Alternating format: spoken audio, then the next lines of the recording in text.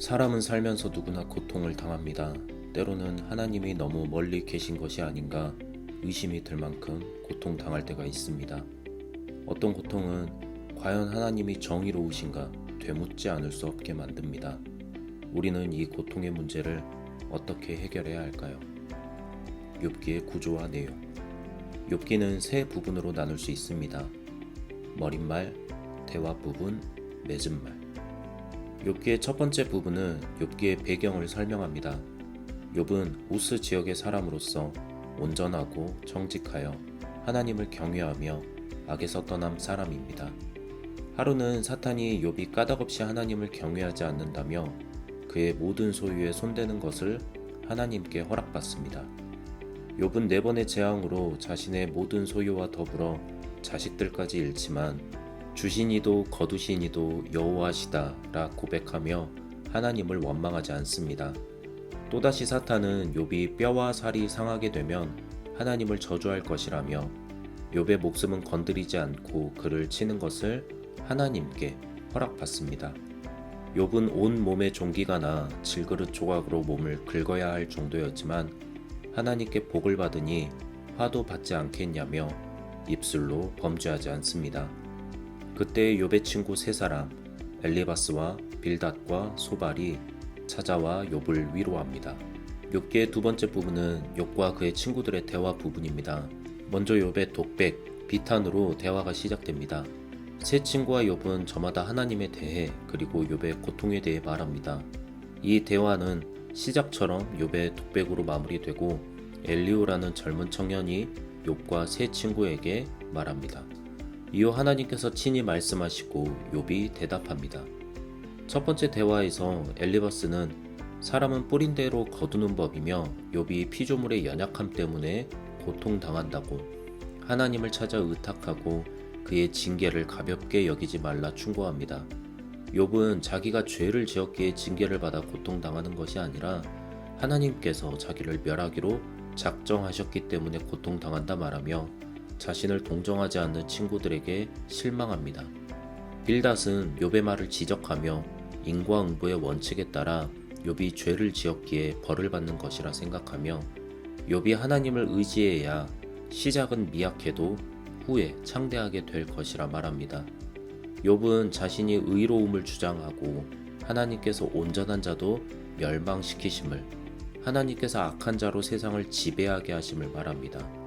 소발은 그런 욥을 크게 비난하며 사람이 하나님을 헤아릴 수 없음을, 욥이 마음을 바르게 해야 함을 지적합니다. 욥은 친구들의 말을 비난하며 자신이 하나님을 모르는 것이 아님을, 그럼에도 의로운 자신이 고통당하기에 하나님과 변론하기를 바랍니다. 욥은 사람이 고통을 피할 수 없는 현실과 죽을 수밖에 없는 운명에 비탄하며 첫 번째 대화 부분이 마무리됩니다. 두 번째 대화에서 욥과 친구들의 대화는 점점 강렬해집니다. 욥에게 하는 친구들의 말은 공허할 뿐입니다. 욥은 자신이 무죄하다는 것을 알고 있습니다. 욥은 하나님께 제발 자신을 도와달라 요청합니다. 하지만 친구들은 욥이 당하는 고통이 악인들이 당하는 불행이라 지적합니다.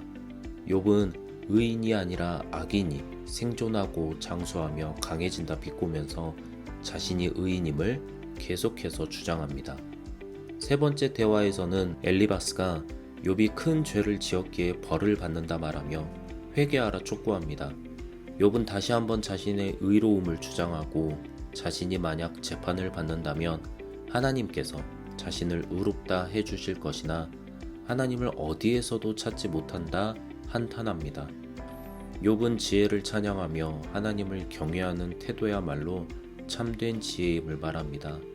욥의 두 번째 독백에서 욥은 하나님께 자신의 무죄함을 주장하며 하나님께서 자신에게 답해 주기를 도전합니다. 그때 엘리오라는 청년이 말합니다. 엘리오는 세 친구의 대답이 잘못되었으며 욥 또한 잘못하고 있음을 지적합니다. 엘리오는 하나님께서 침묵하신다는 욥의 비난을 지적하며 하나님께서는 침묵하시는 것이 아니라 계속해서 말씀하시나 사람들이 듣지 못할 뿐이라 설명합니다. 하나님께서는 고통을 통해서도 사람에게 말씀합니다. 또한 하나님께서는 의로운 욥을 핍박하거나 멸하려고 하는 것이 아니라 억압받는 자들을 위해 하나님의 때에 개입하신다고 말합니다. 그렇게 고통은 하나의 시험이고 과정이며 헤아리기 힘든 하나님의 역사를 경외하라 촉구합니다. 이제 하나님께서 말씀하십니다. 하나님께서는 창조주 하나님이시며 세상의 경계와 질서를 세우신 분인데 그런 하나님을 욥이 얼마나 알고 있는지 묻습니다. 하나님과 변론하기를 바랐던 욥은 함부로 대답하지 못합니다. 하나님께서는 계속해서 하나님 자신에 대해 직접 말씀하십니다. 욥은 그제서야 하나님의 계시 앞에 하나님을 제대로 알게 되어 귀로 듣기만 했으나 눈으로 주를 배운다며 고백하고 티끌과 재 가운데에서 회개합니다. 욥기의 세 번째 부분은 하나님께서 욥의 곤경을 돌이키시고 그를 회복시키셔서 그가 갑절의 복을 받아 수명을 다해 죽었다는 것으로 마무리됩니다. 욥기의 기록 배경. 욥기에 설정된 시대적 배경은 창세기에 묘사된 족장 시대를 가리킵니다. 욥은 아브라함처럼 동물과 종들을 제산으로 가지며 가장으로서 제사장 없이 제사를 드립니다. 또한 100세를 훨씬 넘기는 족장들처럼 140년을 삽니다. 에스겔 14장 14절 20절에서 욥은 노아와 다니엘과 더불어 의인으로 묘사되며 고대로부터 전해지는 본받을 만한 인물임을 알 수 있습니다. 아마도 고대로부터 전해지는 가장 오래된 형태의 욥의 이야기는 욥이라는 인물이 고통 속에서도 믿음이 흔들리지 않아 노아와 다니엘처럼 자기와 가족들을 구해내는 의인으로 그려져 있었을 것입니다. 하지만 이런 추측보다 더 중요한 것은 욥기가 기록된 시대 속에서 욥기를 읽는 것입니다. 욥기는 기원전 5세기부터 2세기 사이에 이스라엘의 유배 귀환을 전후로 기록되었을 것입니다. 아마도 유배 전에 욥기의 기본층이 형성되었고 유배에서 돌아온 이후에 욥기가 완성되었을 것입니다. 욥기는 고대로부터 전해지는 욥이라는 인물의 이야기에 유배 귀환을 전후로 중요했던 신학적인 사상들이 더해져 고통당하는 의인의 문제를 다룹니다.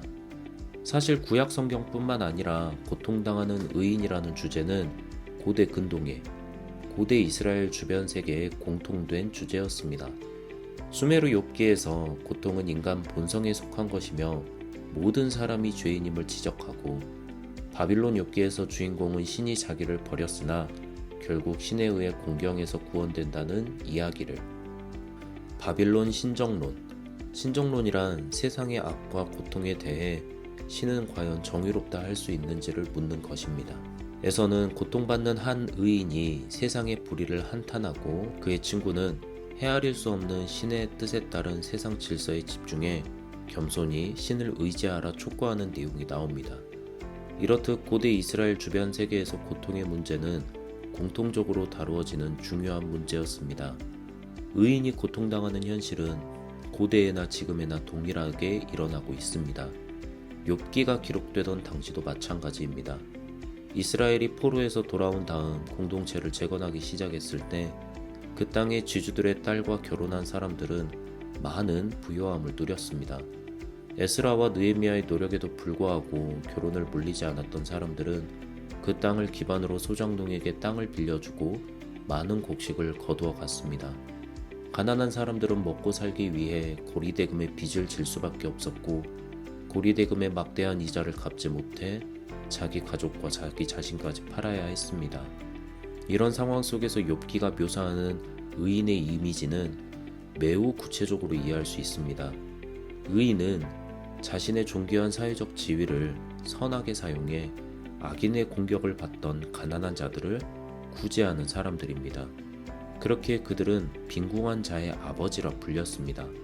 그들은 자신의 넉넉한 재산을 적선하는 데 사용했고 자신들의 종들도 함부로 대하지 않았습니다. 인과응보의 교리에 따르면 이렇게 선행을 많이 하는 의인들이 복을 받는 것은 당연합니다.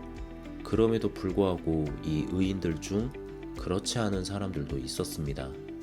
그들은 의인이었음에도 가난한 자들을 돕다 가난해지기도 하고 질병이나 갑작스러운 죽음을 피하지 못하기도 했습니다. 그렇게 욥처럼 자신의 소유물과 가족을 모두 잃어버린 사람이 되었습니다. 더 고통스러운 것은 악인들, 악행을 일삼아 자기 배만 불린 악인들이 가난하고 고통받는 의인들을 신학적으로 모욕한다는 데 있었습니다.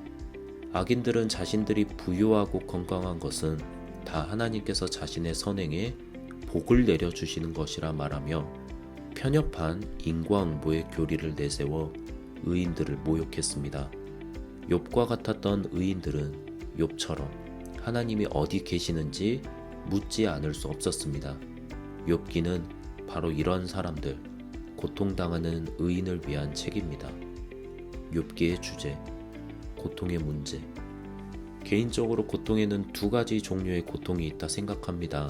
하나는 사람이 미련함으로 자기 길을 굽게 하고 마음으로 여호와를 원망하느니라에 나오는 미련한 사람이 자기 길을 굽게 하는 고통입니다. 이 고통의 책임은 전적으로 자기 자신에게 있습니다. 다른 하나는 욥이 당하는 것과 같은 고통입니다. 의인으로서 당하는 고통, 이해하지 못하는 고통입니다. 우리가 당하는 고통이 자기 길을 굽게 하는 고통인지 의인으로서 당하는 고통인지 분별해야 합니다. 욥기는 사람이라면 누구나 피할 수 없는 고통의 문제를 다룹니다. 앞에서도 이야기했듯 사람이라면 누구나 고통을 당합니다. 때로는 우리의 잘못으로 고통이 만들어지기도 합니다. 하지만 가끔 원인 모를 고통이 사람에게 찾아옵니다. 그런 고통을 명확히 설명할 수 있는 방법은 없습니다. 욥기는 그런 고통이 있다고 말합니다. 의로운 욥이 당해야 했던 그런 고통이 있을 수 있습니다. 하지만 욥기는 단순히 그런 고통이 있다고만 말하는 것이 아닙니다. 그 고통의 원인을 하나님께 둠으로써 사람의 생사화복을 하나님께서 주관하신다 고백합니다. 고통의 원인이 하나님께 있다고 고백하는 사람은 고통의 문제를 하나님을 통해 해결할 수 있다고 믿는 것과 같습니다. 이 고백을 믿는 사람은 누구나 욥처럼 자기가 당하는 원인 모를 고통을 하나님께 들고 갈 수 있습니다.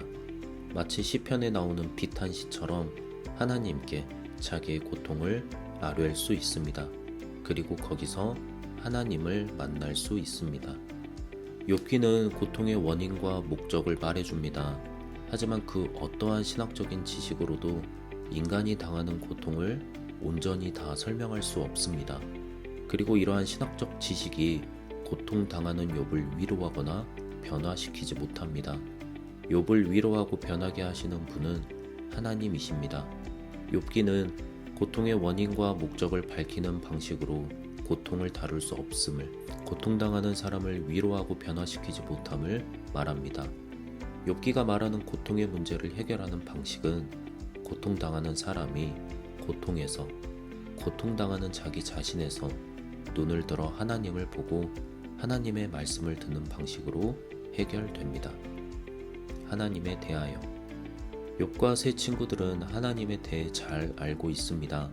욥기의 대화 부분은 운문으로 기록되어 있는데 이는 욥기가 아주 체계적으로 숙고하여 당시 하나님에 대한 말들, 신학적인 이론들을 잘 정리해 놓았음을 알 수 있습니다. 하지만 하나님에 대해 아무리 많은 것을 알아도 하나님 스스로 자기 자신을 계시하는 것에는 비교할 수 없습니다. 하나님께서 스스로 자기 자신에 대해 욥에게 직접 말씀하셨을 때 욥은 고백합니다. 내가 주께 대하여 귀로 듣기만 하였사오나 이제는 눈으로 주를 배움나이다. 그러므로 내가 스스로 거두어드리고 티끌과 제 가운데에서 회개하나이다. 이 말은 욥이 하나님에 대해 많이 알고 있었음에도 하나님께서 자기 자신을 스스로 계시하셔야 하나님을 정확히 알 수 있음을 말하며 동시에 하나님의 자기 계시 앞에 하나님을 안다고 여겼던 하나님에 대한 지식은 티끌과 재가 됨을 고백하는 것입니다. 욥이 앉았던 티끌과 재는 하나님에 대한 수많은 지식들의 티끌과 재였습니다. 그렇게 세상의 악과 고통의 문제에 침묵하시는 하나님이 정의로운가 묻는 신종론의 질문은 하나님의 자기 계시가 아니면 답을 할 수 없고 또 답이 되지도 않음을 기억해야 합니다. 욥기는 고통의 문제를 어떻게 하면 지혜롭게 해결할 수 있는지 가르쳐 줍니다. 고통은 그 원인과 목적을 알게 된다고 해결되지 않습니다. 고통은 고통에서 눈을 들어 고통당하는 나를 묵상하는 것을 멈추고 하나님을 바라볼 때 해결할 수 있습니다. 욥기는 고통의 문제를 하나님께 가져가는 것을 허용합니다. 정확하게는 욥처럼 고통의 문제를 하나님께 가져가 하나님께 비탄하며 그 자리에서 하나님을 만나는 방식을 가르쳐 줍니다. 고통의 문제를 하나님을 통해 해결받으시기를 바랍니다. 바라기는 우리가 세상에서 고통당하는 사람들에게 그 고통의 원인과 목적을 함부로 말하는 욥의 친구들과 같은 사람들이 되지 않기를, 우는 자들과 함께 울라는 사도 바울의 가르침을 따라 함께 울어주고 고통을 위로하는 사람들이 되기를 바랍니다.